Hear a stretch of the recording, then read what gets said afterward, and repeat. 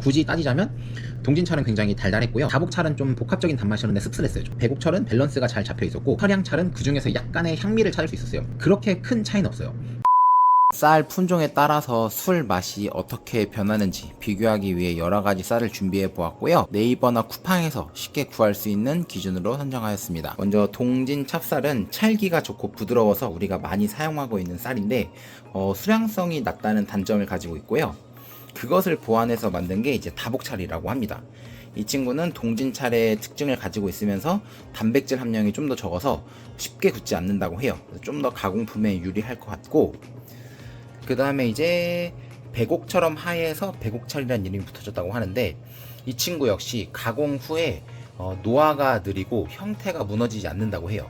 그래서 지금도 가공식품에 많이 쓰인다고 합니다. 마지막으로 준비한 거는 설향찰인데요. 설향찰 같은 경우에는 누룽지 향이 난다고 해요. 한번 그래서 술을 빚었을 때도 누룽지 향이 나는지 비교해 보도록 하겠습니다. 지금 비교를 위해 조금 담아 봤는데요. 외관으로 색깔이나 모양을 봤을 때는 큰 차이가 없는 것 같습니다. 근데 이제 동진찰보다는 약간 다복찰이 약간 하얀 느낌이고요. 이렇게 비교해 보니까 백옥찰이 확실히 약간 맑은 옷 같은 느낌이 있어요. 하얗고. 그리고 설향찰은 약간 노란 빛깔이 돕니다. 한번 얘네들을 술을 빚어보고 어떠한 차이가 있는지 비교해 보도록 하겠습니다. 각각 쌀 1kg씩을 준비해 줍니다. 쌀은 세미기를 이용해서 최대한 빠르고 깨끗하게 씻도록 하겠습니다. 끓는 동안 나오는 나쁜 이물질들이 다시 쌀로 들어갈 수가 있어요. 최대한 빠르게 씻을 수 있도록 노력하면 좋을 것 같습니다. 쌀은 3시간 동안 충분히 불렸고요. 이제 한번 씻어서 1시간 동안 물을 뺀 후에 고두밥을 짓도록 하겠습니다. 보통 1시간 동안 물을 빼는데, 이렇게 물을 빼는 이유는 물이 빠진 공간으로 좀 더 이제 효모나 효소가 더 잘 침투해서 당화나 발효가 더 잘 이루어진다고 합니다. 이제 고두밥을 다 지었고 식힌 상태이고, 크게 외관에서의 차이는 없는데 동진찰은 확실히 찰기가 좋은 것 같고요. 다복찰은 동질찰보다는 약간 좀 탄탄한 느낌이 있었어요. 백옥찰도 마찬가지로 좀 쫄깃하면서 찰기가 있고 탄탄한 느낌이었고, 찰기는 먹어본 것 중에서 설향찰이 제일 좋은 것 같은데 누룽지 향은 아직 잘 모르겠고 찰기만큼은 제일 좋았던 것 같습니다. 이제 이 수곡을 1리터씩 부어주도록 하겠습니다. 다복찰, 설향찰. 교반은 2개를 먼저 하고 그 다음에 나머지 2개를 할 거고요.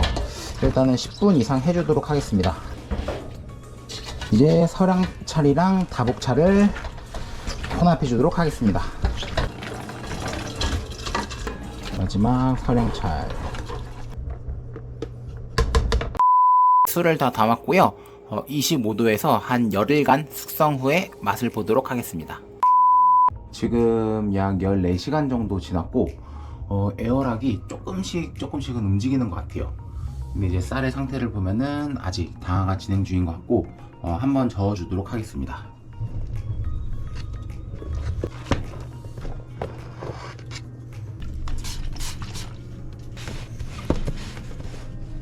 이제 모두 교반을 해 주었고, 이제 다시 12시간 후에 한 번 더 교반해 주도록 하겠습니다.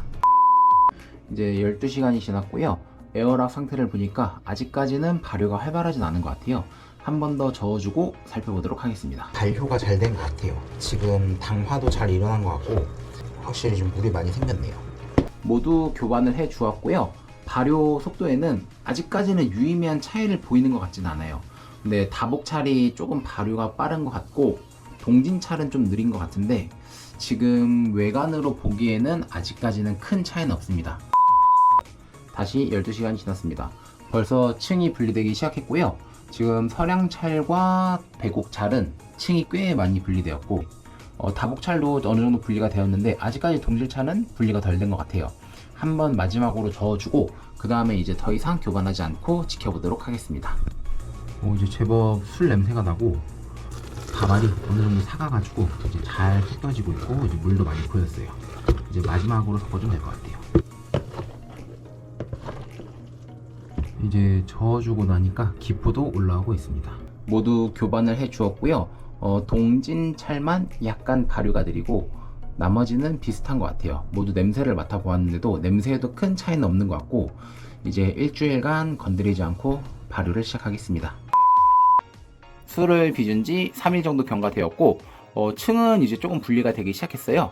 아직 동진찰이 조금 더딘 것 같고 서량찰이 제일 빠른 것 같아요. 이제 이대로 일주일만 더 기다렸다가 술을 걸러서 맛을 보도록 하겠습니다. 열흘간의 발효가 끝났고요. 이제 체주를 하려고 합니다. 지금 서량찰이나 이제 백옥찰, 다복찰은 층이 이제 분리가 거의 없어지고 많이 술이 올라왔고요. 동진찰은 아직 분리가 진행되어 있어요. 조금 더 발효를 해야 되는 것 같긴 한데 비교를 위해서 지금 발효를 멈추고 체주를 하도록 하겠습니다.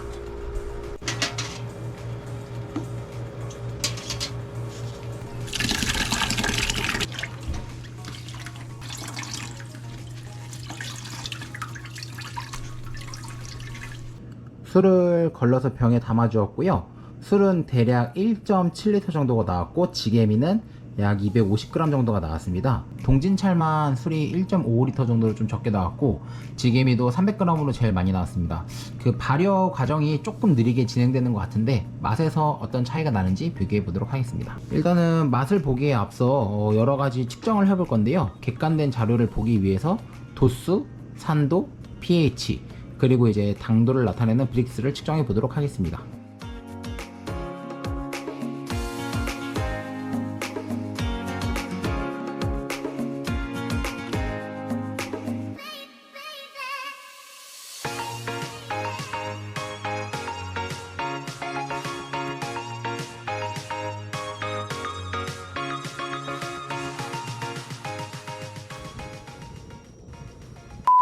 이제 측정을 모두 완료하였고요. 도수는 백옥찰에서 가장 높게 나타났고 모두 13도 부근이라 뭐 큰 차이는 없어요. 모두 12도 후반, 13도 초반, 백옥찰만 딱 13도 중반으로 좀 높게 나타났고 산도와 당도를 보면은 동진찰과 다복찰이 좀 높게 나타났고 백옥찰, 서량찰이 낮게 나타났는데 이 발효하는 양상을 봤을 때 동진찰, 다복찰이 좀 발효가 늦었어요.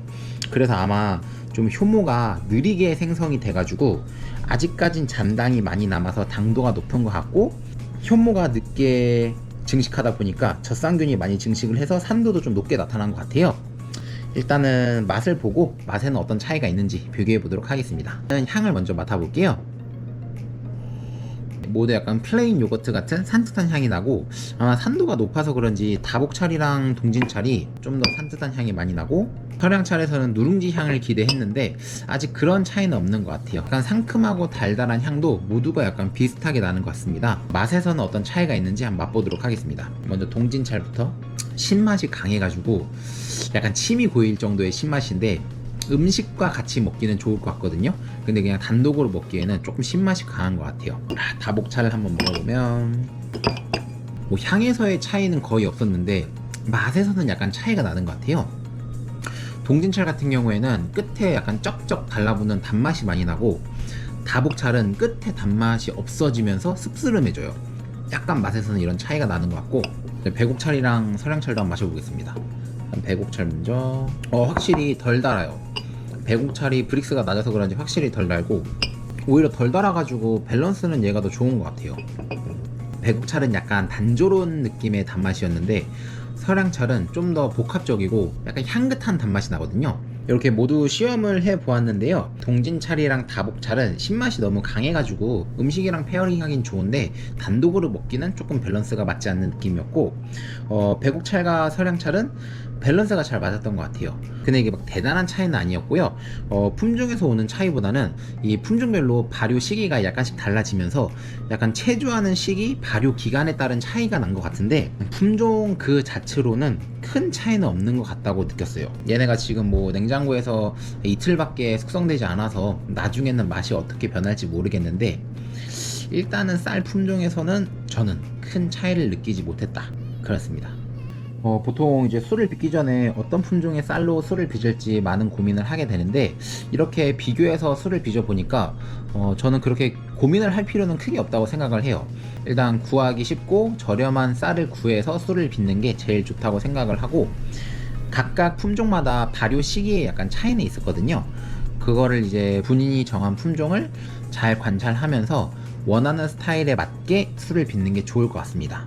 이 품종별로 당화 시기가 달라짐에 따라서 발효 시기도 달라진 것 같아요. 거기서 오는 차이가 이렇게 수치로 나타납니다.